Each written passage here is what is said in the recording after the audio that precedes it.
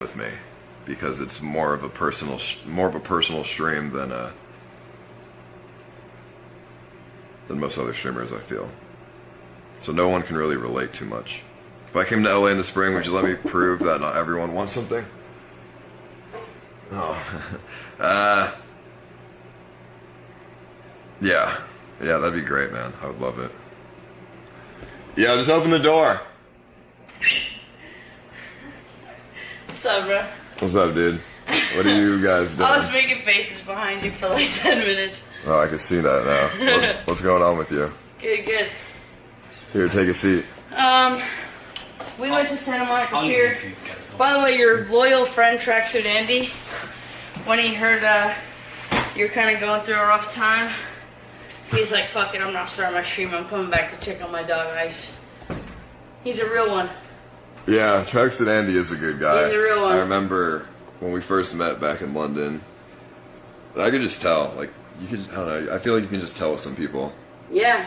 Which is definitely. why I felt bad, because a year ago, the chat, I was talking about this earlier, the chat was like, ditch Tracksuit Andy and all this stuff, and I was, just being a little bit meaner to him, but I shouldn't have. There are certain things, like, I totally understand. You have hard decisions to make all the time based on how you run your stream. And sometimes, like, being the good guy gets in the way of content. But, like, I think, like, overall, for your overall happiness, if you have kind of, like, a set of, like, moral code and ways you want to, like, live your life and things that make you, like, sleep at night and make you feel like a good person, and you don't disobey and fuck any of those over for the sake of content, you'll be good, because you're not limiting yourself. You're not going to start doing PG, like SJW streams or anything. It's not going to change you as a person, but there's certain things where you don't bend on, and that's your character and your backbone. And when you have a strong backbone and a strong character, you don't feel bad about, like, your choices, because you're like, well, I did what I think is right, and you constantly do what you think is right all the time. I think I've grown a much bigger of a backbone than what I had a year ago. Yeah. I think I've grown in character a lot. Yeah. Before, like I said, I was really mean to Tracksuit just because Reddit and the chat, and, no one else really liked him. They saw him as a leech, but I treated him as so. But I because you live in a warped world where streaming is more of your real world than the real world is. So when you make choices based on what people are going to like, what Reddit thinks, and I know you've changed over time. A lot of people wish you didn't, Sam Pepper. Well, if I didn't change over time, Sam would definitely not be in my streams anymore, because I would have listened to Reddit and just been like, oh, okay, goodbye. But I see him as like an actual friend now, though. I see him as like a good guy, especially compared to a lot of other people that are around me. Yeah, and I totally get that. And as much as I would win karma points by saying fuck Sam Pepper, I don't personally like his character on stream, but I would never be like, don't be friends with that guy because Reddit says they don't want you around him. That's a thing where it questions your backbone, and it says, like, I'm going to be a bitch and I'm going to be a slave to people telling me what to do, and I'm going to not have a strong character, and I'm going to just say, fuck my real friends, Reddit doesn't like them. Fuck my girlfriend, who cares about her, Reddit doesn't like her.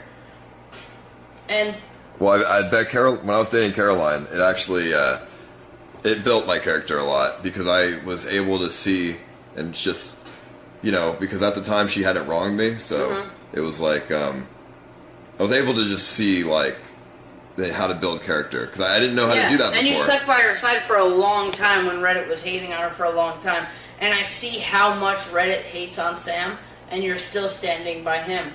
So I do think, even though I'm not going to have a bias and tell you what I think about either of them, but just as far as you standing up for people that you want in your life, even though there are thousands and thousands of people telling you to get rid of them, that's something to say about your character in a good way. That's saying, like, at the end of the day, this is my life, and I'm not going to fuck people over that I think are good friends for what the internet wants out of me. Because what kind of way to live is that? That's kind of shitty. Yeah. I mean, I don't know. I was feeling down about just how, streaming and just the entertainment industry. I knew you were. I asked you last is. night and you said no. I saw it in your fucking face, dude, and I said, what did you say? I said, are you okay? We had dinner last night. I said, are you okay, man? Yeah, the last couple... fucked up. You're like, no, I'm good. I'm like, The last couple of days I've been pretty sad. I've been just, heartbroken. That shit's temporary. But what I was saying before you got here was the thing that's not temporary is just the entertainment industry as a whole, and toxic people that hang around you and stuff like that. I understand you want to build the CX network, but I don't understand sacrificing your mental health for having every fucking leech in the world latch onto you and suck you dry in order to create this so-called network. The bigger you get, the more power and influence you're going to have, and you could put on the people that you think are good and that you want to put on. Letting every single fucking Joe Schmo in the world come and use your fucking house as a doormat and shit on you and suck your blood and try to make all the money they can off of you, I don't think you're going about it the right way. I think you have a really good idea, but you're going about it the wrong way. Focus on your own happiness, small group of friends, making good streams, and the empire will come. How do you find those people that to put on if you don't give just everyone a chance to show that they can do it? I feel like the best people you find in your life happen organically and naturally, and there are not a lot of great people you meet in the course of your whole life. I mean, I've been in Hollywood for 12 years. I might have fucking 800 contacts in my phone, but I call 5 of those people. Because, you know why?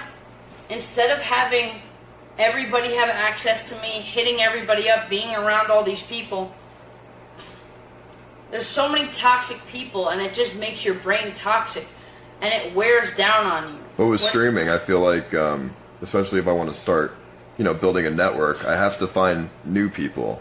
So, and I'm totally equal opportunity type of guy. I want people to succeed. So when I see somebody, I want to make them a streamer. I want shit like that. I want to see people come up to me and show me what they can, You're building a foundation you're on quicksand. You have to be mentally healthy, happy, and have a good work ethic and be super strong before you build this structure and empire, or else you're just adding fucking layers of bricks to quicksand, and it's gonna all come crumbling down because you're not that strong yet. You don't have the strength to where nothing is affecting you and you're super business savvy mode and you're just let's build a fucking empire. You need to find a sense of inner happiness, and you need to have the structure in yourself to be strong enough to fucking build that. I do have inner happiness. Like I said, I'm not depressed, and I think I'm pretty strong mentally with dealing with a lot of shit. If somebody says some hate on the internet, I don't let it bother me. I'm just worried about how I had to end this thing with Caroline. Yeah. And now, she was my getaway from all of this, even if it was for just a night or something. But now I don't have a getaway. So now it's just until I find another girl that I can truly trust, I'm not going to be able to get away from it, ever. And I don't think I'm going to find a girl that soon around here. The thing I worry about you the most is that since the way you do your streams and shit, I feel like your brain is 80% stream, 20% real life. And I think you need more and more real life to make you a whole person. I think you need more and more interactions with people that are not in the industry. I think you need more days of doing real ass shit, reading, getting massages.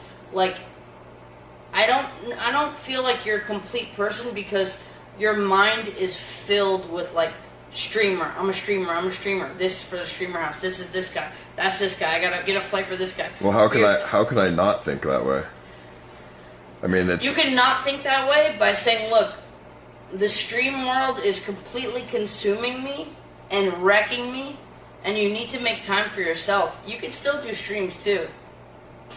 Because I think the stronger you are as a person and the more time you give yourself for like real life shit as a person, is going to give you more, like better mental health and give you more energy to like actually focus on your stream. So it's not taking away time from your stream. It's just like using your time more wisely and being more complete as a person. And then you'll have the happiness and the will to like kill your stream, you know, well, not kill it, but kill it, like, in a good way. The thing is, I mean, I can find plenty of time in my day to do what I want to do that's off stream. Mm-hmm. The problem is, I don't have anybody to really do it with me, because I have kind of, like, trust issues, and, you know, Caroline was, like, one of those people that I did trust, so it was nice to do something with her. Mm-hmm. And I'm talking specifically about girls, because I trust Gray as well. Mm. But, you know, he's not a girl, so I can't, like, hold his hand. I want, like, affection. Yeah, you want female company, because it's like that bonding time is better than just hanging out with a dude smoking weed playing video games. Yeah. Yeah. But, yeah, I mean, that's pretty much the issue for me, I guess. I mean, it's not really an issue. Once I'm over this, like, heartbroken kind of stage, I'll be able to, like, it's not, none of that shit's gonna bother me. Like, before this Caroline thing was figured out, none of that shit bothered me. All the, you know, people with motives that I might hang around, it's just like, not a big deal. You know, I can do it easy. Yeah. But now I'm just, I don't have that getaway, but I don't know. I think you just need to, like, because I don't really have all the answers, right? I'm just kind of guessing with some of this stuff, just based on what I know about you. But I think you just really need to think about, like, when something affects you really, like, strongly in a really bad way, and it has to do with streaming, you have to, like, really weigh your pros and cons, and, like, is this worth it? Is this going to be such a great reward where it's worth it to, like, weigh down on my fucking mental health and make me feel like shit? And I think sometimes you just shrug shit off and you're like, whatever, this is, like, my life, you know? I mean, pretty much. I mean, the way I stream, it's kind of like, you know, I kind of have to disregard my mental health. You can't have good state of mind and, you know, stream the way that I do. It's just not possible. So I'm totally content with being neutral in my life, because it's not going to make me depressed. But, you know, I'm totally neutral, because I'm just not happy at the same time. Mm-hmm. So, I think I'm okay with that. Yeah, but neutral isn't good enough. I mean, life's short. Try to find happiness. I mean, relatively speaking, I don't know. Like, if I stream for 10 years, I still have the other, you know, 70 years of my life to be happy.